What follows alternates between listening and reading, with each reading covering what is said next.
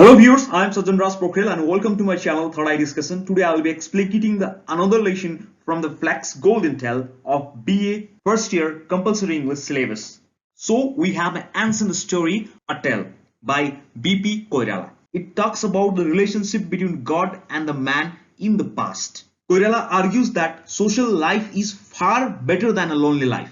The greater ecstasy can be achieved through the domestic as well as a social life than in the penance. So I'll explain this story in both in Nepali and English. First, I'll explain in Nepali and then I'll switch to English so that each and every student of BA first year compulsory will understand and able to write in the examination. So let's begin today's discussion with author's introduction. About author, Visweshwar Prasad Koirala. Visweshwar Prasad Koirala was born on 8 September 1914. He was a Nepali politician and prolific writer, the second son of Krishna Prasad Koirala and a follower of Mahatma Gandhi. Visweshwar Prasad Koirala was raised in Banaras. Until the age of 14, he attended a school established by his father. Afterward, he joined the Harishchandra school in the city. He began writing when he was in 9th grade. In 1930, he completed his bachelor's degree in economics and politics from Banaras Hindu University. While still as a student, he got involved in the Indian national movement and in 1994, he joined the Indian National Congress. He established the Nepali Congress Party and also overthrew the 104 years old Rana regime. He was the first democratically elected 22nd Prime Minister of Nepal. He wrote the short stories and novels and some poems. Koirala began writing such a story in Hindi. He wrote many novels and short stories in jail during 1960-68. They include Teen Gumti, Three Turns, 1968, Narendra Dai, Brother Narendra, 1969, Sumnima, A Story of First Kirat Omen, 1969, Modi Ain, The Grocer Wife, 1980, Soetta Bhairav, The White Goddesses of Terror, 1983, Babu Ama Ra Chora, Father, Mother and Sons, 1989, and an incomplete autobiography, Mero Katha, My Story, 1983, and many more yet to be published. He died on 21 July 1982 in Kathmandu, and estimated 500,000 people attended his funeral. साथीहरु, कथा सुरु गरौं flex golden Telco टेक्स्टबाट। यो कथा प्रसिद्ध नेपाली कथाकार BP कोइरालाद्वारा रचिएको कथा हो। कथामा प्राचीन समयमा मानव र ईश्वर बीचको सम्बन्धलाई प्रस्तुत गरिएको छ। यस कथाका मुख्य पात्र भिक्षु हुन्। भिक्षु एकातर्फ सामाजिक मूल्य र मान्यताबाट टाढा हुन चाहन्छन् भने अर्कोतर्फ आफ्नो जीवनमा खुशीपन तथा ईश्वरत्व प्राप्त गर्न चाहन्छन्। त्यसैले उनले मानव समुदाय त्यागेर जंगलमा बस्ने निर्णय गरेका हुन्छन्। उसले समाज, परिवार तथा सामाजिक तत्त्वहरूले नै ईश्वरबाट मान्छेलाई टाढा राख्छ भन्ने कुरा बुझेका थिए। त्यसैले उत्तम ज्ञान र ईश्वरत्व प्राप्त गर्नका लागि उनले जंगलमा गएर तपस्या गर्न थाले। उनले जंगलमा आफ्नो सानो कुटी बनाए। उनी कन्दमूल खान्थे। उनको कुटीको छेउबाटै खोला बगेको थियो जहाँका पानी चम्किन्थे। जंगलमा हावा वातावरण यस्तो थियो कि पुरै चराचुरुङ्गीको गानाले गुन्जिरहेको थियो। नदीको आवाज आइरहेको थियो। अझ छोटकरीमा भन्ने हो भने यदि मान्छेले आफ्नो सामाजिक जीवन त्यागेर ईश्वरत्व प्राप्त गर्न चाहने हो भने त्यो ठाउँ वास्तवमै उपयुक्त थियो। ती साधु अथवा भिक्षुले आफ्नो भौतिक शरीरमाथि विजय प्राप्त गर्न उनी गर्मी महिनामा टन्टलापुर घाममा बस्थे र चिसो याममा चिसो पानी भित्र गएर डुबुल्की मार्थे। उनी धेरै दिन भोकै बसे, धेरै दिन व्रत बसे। अन्ततः धेरै कष्ट र मेहनत गरिसकेपछि उनले आफ्नो भौतिक शरीरमाथि विजय प्राप्त गर्छन् अथवा उनले आफ्नो आत्मा भगवानलाई सुम्पिन्छन्। उनी भाव समाधिमा पुग्छन्। भाव समाधि भनेको अर्धचेत अवस्थामा मान्छे जागेको हुन्छ तर उलाई परपर केही पनि थाहा हुँदैन। मानव भगवानसँग तार जोडिएको हुन्छ। एउटा पूर्णिमाको रातपछि अर्को पूर्णिमाको रात आयो। मौसम परिवर्तन भए, नयाँ पालुवाहरू पलाएर आए, रुखमा हरियो पातहरू पलाए, ती पात सुके, ती पात झरे, फेरि पलाए र फेरि सुके। उनको वरिपरिको घाँस पलाएर अग्लो भएको थियो। उनी बसेको ठाउँको घाँस मरेको थियो। धमिराले उनको खुट्टामा गुड बनाइसकेको थियो। तर अझै पनि ती साधु डिक हल्लेका थिएनन्। उनी आफ्नो ध्यान साधनामा मग्न थिए। उनी भाव समाधिमा थिए। जंगलका जंगली जनावरले पनि उनलाई मानव यस्तो साथ दिइरहेका थिए जस्तो देखिन्थ्यो। मानव यस्तो लाग्थ्यो कि जंगलको बाघ, भालु पनि उनको तपस्या भङ्ग गर्न चाहन्थेन। उनी भित्रै एउटा उज्यालो, उनको भित्र प्रकाश छाइरहेको थियो। एउटा अनन्त सुखको प्राप्ति उनले भोगिरहेका थिए। तपस्या गर्दा अनन्त सुखको प्राप्ति उनले भोगिरहेका थिए। यस्तो लागिरहेको थियो कि उनी भित्र लाखौं सूर्यहरू फुटिरहेका थिए। लाखौं सूर्यको जस्तो उज्यालो भइरहेको थियो उनी भित्र। के उनको तपस्या सिद्धि भयो त? उनको यो कठोर तपस्याले गर्दा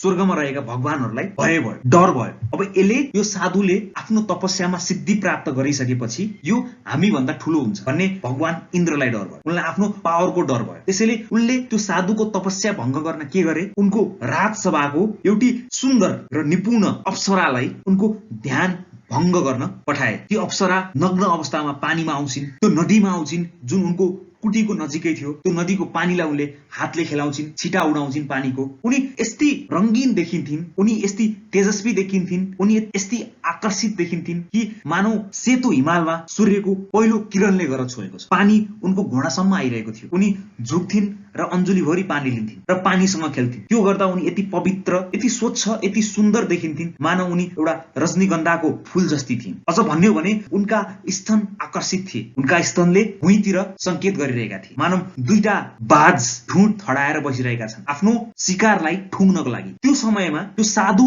गहिरो तपस्यामा हुँदाहुँदै पनि नचाहँदै पनि उसको आँखा आफै खुल्छ। उसले अगाडि भएकी ती अप्सरालाई देख्छ। त्यो साधुको अगाडि ठुल्ठुलो घाँस पलाइरहेको हुन्छ, उसले त्यो घाँस हटाउन पनि खोज्दैन। उसको छातीसम्म धमिलाले गुण बनाइसकेको हुन्छ, तैपनि उसलाई केही मतलब हुँदैन। उसको आँखा सिधै गएर त्यो अप्सरामा पर्छ।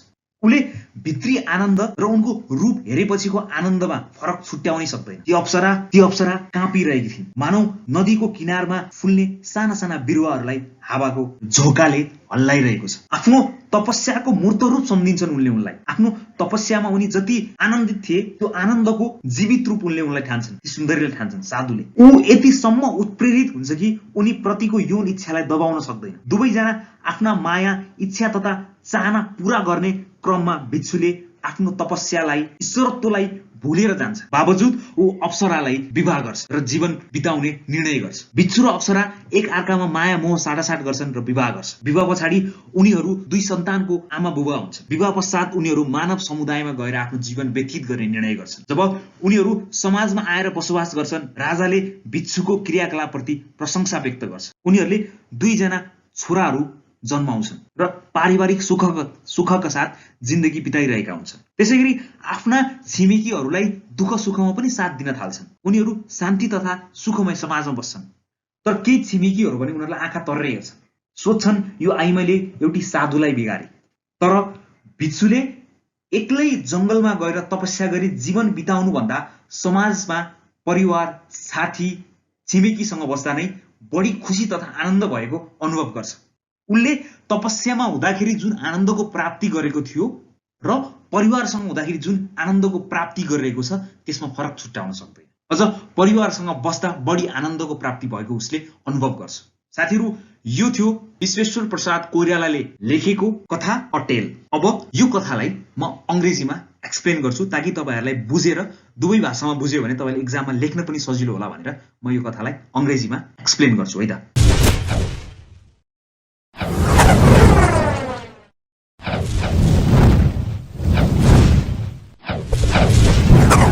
This is the tale of long ago when human beings were competition with the God. People wanted to win supreme knowledge and godhood. In those days, one man realized that supreme knowledge could not be found inside the cities or villages. Among them, he felt the path of godhood was blocked by social obligations and by the love of families and friends. So to win the supreme knowledge and godhood, he went to dwell alone in the remote village, alone in the remote jungle. He lived in a small space in a jungle surrounded by lofty trees. He ate wild roots, berries, drank water from the sparkling river that flowed by his hut. The air was filled with the song of birds and gentle murmur of river. In short, if a man could transcend his earthly condition to get victory over flesh, he squatted in front of 7-tongued fire in summer and plunged into ice-cold water in winter. He fasted many days. Eventually, after much labor, he conquered his flesh and mind and lost his soul to God, achieving a state of unceasing meditation trance. Now, one full moon followed another. The season changed. The trees lost their leaves.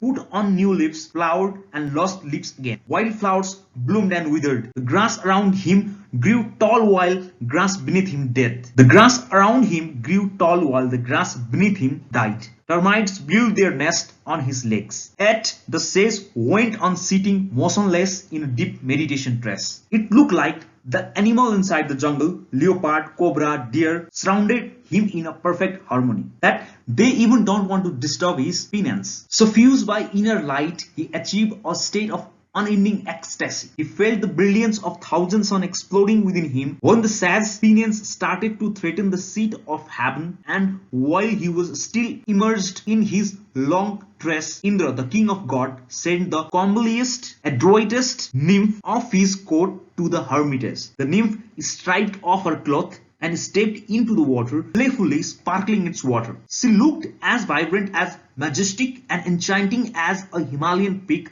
touched by the first ray of sun. Knee-deep in the water, she bent to fill her hand with water, appearing as pure and chaste as Rajnigandha flower. Loveliest of all were her breasts, pointing downwards towards the water like twin predators ready to pounce on their prey. At that very moment, while nymph was still in the spellbinding posture, the Sage's eyes involuntarily opened. He did not notice the overgrown clearing nor the termite hills which rose to his chest. Instead, he gazed fell on the nymph. The Sage perceived no disparity between his inner peace and the maiden who was now quivering like a willow sapling against the current. She was living image of his last stage of penance, or incarnation of his undying passion. Slowly, the Sage rose, still fully experiencing his inner state of bliss. He advanced towards the glistening maiden. Soon after, they married in the jungle and made preparation to return to society. Just then, a great king and his entourage came to pay homage to famous Sage. But upon seeing the Sage's young wife, the devotees turned around in dismay and shock. The Sage and his wife built a house in a village. Like their neighbor, they tilled the soil and led a simple domestic life. In the course of time, they became the parents of two boys. They helped their neighbor in any way they could, nursing the sick, feeding their hunger, bestowing upon them innumerable acts of kindness. But their neighbor could never forgive his fall. They eyed with suspicion with the farmer saint erecting a cowshed. At the sight of his wife carrying water from the well, they thought, "Is she an evil seductress who caused the saint downfall?" And yet the Sage never ceased to experience the ecstasy and bliss he felt in the jungle. The Sage experienced the better ecstasy in the domestic life than being alone in the remote jungle. So friend, this was the explanation in English. Here, these are the questions I have collected from this text that has been frequently asked in the examination of first year compulsory English, so practice it for the examination. Dear viewers, if you are practicing for the examination, always go with the 4 level of interaction with the text: literary comprehension, interpretation, critical thinking, and assimilation. So I hope I made you crystal clear about the ancient story by B.P. Koirala. We will definitely be connecting in upcoming videos regarding BA first year compulsory English. This is the last chapter of Flax Golden Tale. From the next video, we will be covering the pattern of writing chapters. Till then, I'll sign up. Stay safe, stay happy, and don't forget to subscribe my channel, Third Eye Discussion.